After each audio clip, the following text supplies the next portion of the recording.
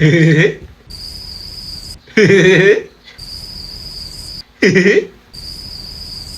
know? Puta, puta. Puta, puta. Puta, puta. Puta, puta. Puta, puta. Puta, puta. James, totoo ba yung sinasabi mo dati na pag pumapasok ka sa school mo ay tinitilian ka ng mga kababaihan dyan, no? At ginapicturean ka pa sa school mo na yan? You know? Opo, Sir Manny. Bakit po? Ganun ba? Pareho talaga tayo kasi dati noon sa eskwelahan ko, nagatakbo din sila, no? Nagatilik din yung mga yan. Naalala ko tuloy yun. Pasensya ka na kasi natatakot sila sa akin. Baka suntukin ko sila. Matagal na po yun na sinabi ko po yun kay Tito Boy. Pag-usapan na po natin ngayon yung mga uso, Sir Manny. Kasi po, laos na yan.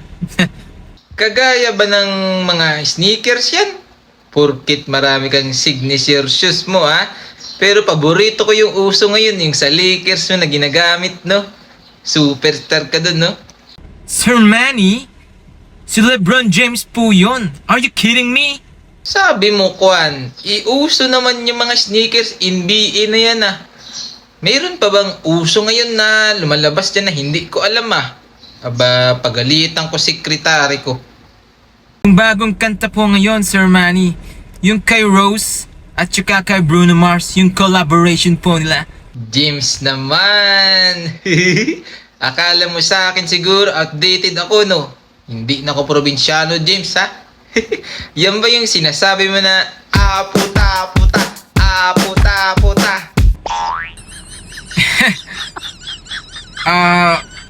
Iyan nga po, Sir Manny.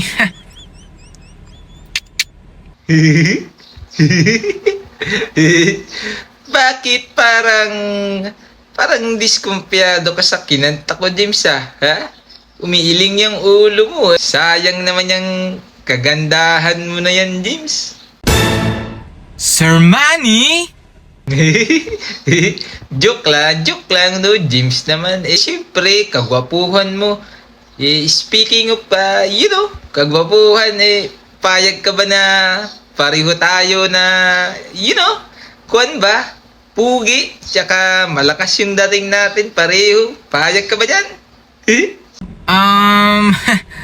Yes po, Sir Manny. Sabi nyo nga po dati, di ba? Papalapit pa lang po kayo. Tatakbo na kami kasi nakakatakot po kayo. James?